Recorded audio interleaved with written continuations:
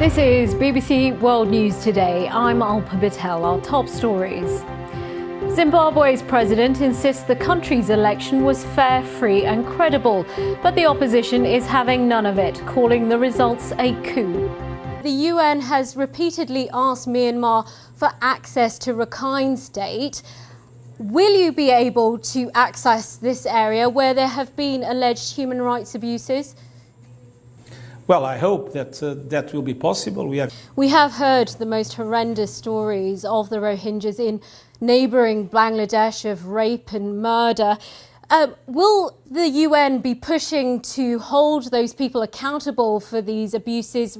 As you know, the Human Rights Council has appointed a commission of inquiry. President Donald Trump has said he wants to see the organisation reformed, and I believe you've expressed support for that. What can we see in the future when it comes to the UN and reforms? Short space of time that we've been here, the anger and frustration is more than apparent.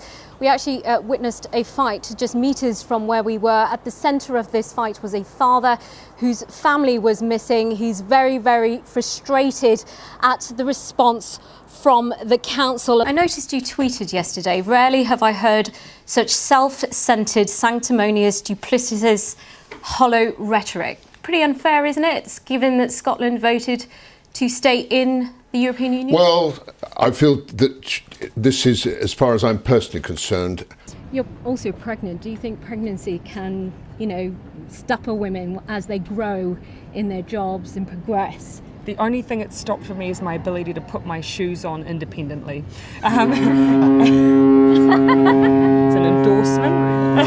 It's a male captain, yeah. President Obama addressing the nation there, he said that the FBI was investigating this as an act of terror, that we will go where the facts lead us.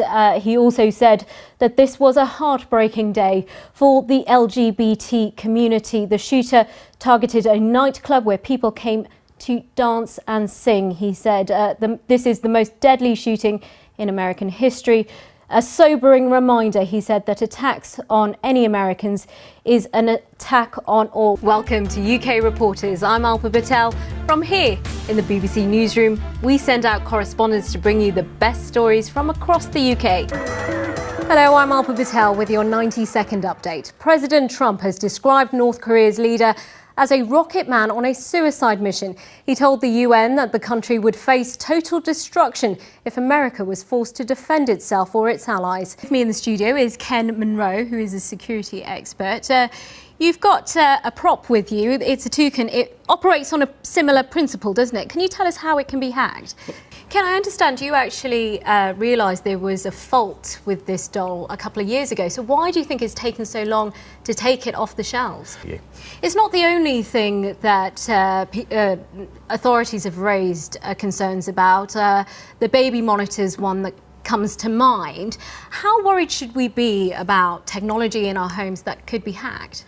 Well, joining us on the line is the Prime Minister of Antigua and Barbuda, Gaston Brown. Irma has already passed through there. Gaston Brown, thank you very much for being with the BBC. You've been looking at the damage caused. What can you tell us? Heart-wrenching, absolutely devastating. Well, one of the people who came to this boxing gym sadly died from being stabbed. And of course, one of the reasons why we're here is because of the shooting of that teenage girl in Tottenham and the stabbing of a teenage boy as well. Well, let's introduce you to our panellists today to talk a bit more about this. Vicky, if we come to you first, what do you think are the root causes? Why are we seeing this escalation in knife and gun crime? It's also home to this magnificent ceiling here and lots of interesting exhibits and fabrics, as you can see, lots of rugs and carpets. But a squatter has moved in and it's causing lots of damage here. It's the clothes moth. And last year, the clothes moth actually tripled in number. One woman who knows all about this infestation is Rebecca Bennett. Rebecca, why have we seen this increase in the clothes moth here? We spoke to the Department for Work and Pensions for a comment on the au pair scheme. They referred us to the Department for Business, who in turn referred us to the Home Office, who said au pairs weren't their responsibility either, highlighting one of the issues with au pairs. Thank you very much for inviting us. The treatment of protests is none different than the treatment of protests in anywhere else in the world. Is that really true? Because the authorities are accused of human rights violations. The yes, BBC but peaceful protests has seen it for themselves, haven't they? Thank you very much. But peaceful protests are met in the same way peaceful protests are met all over the world. The BBC has itself filmed masked armed men. They've seen this firsthand. Who are these masked men? Whose command are they under? The use of mask is widespread all over the world among police forces. We're running out of time. I just wanted to ask you briefly if Nicaragua is on the brink of instability. But Nicaragua, for the last 3 weeks, has returned. Peace has returned to Nicaragua. Hello and welcome to the programme. Theresa May has reached an agreement to give her a working majority in the British Parliament, despite having lost her majority in the general election. She's reached the outline of an agreement with the small Democratic Unionist Party, or DUP, from Northern Ireland. A Downing Street spokesman said, "We welcome this commitment, which can provide the stability and certainty the country requires as we embark on Brexit and beyond."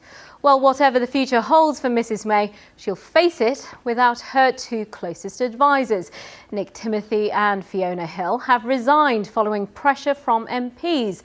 Our political correspondent Alex Forsyth reports. From bats to goats, because sometimes a tiny local story gets a lot of attention. And one right now comes from Boise in Idaho, which started trending on Twitter. Joe posted this video of the apparently hungry animals devouring residents' lawns and shrubs. There were too many goats for animal control to handle. And that is it from World News Today. Bye-bye for now.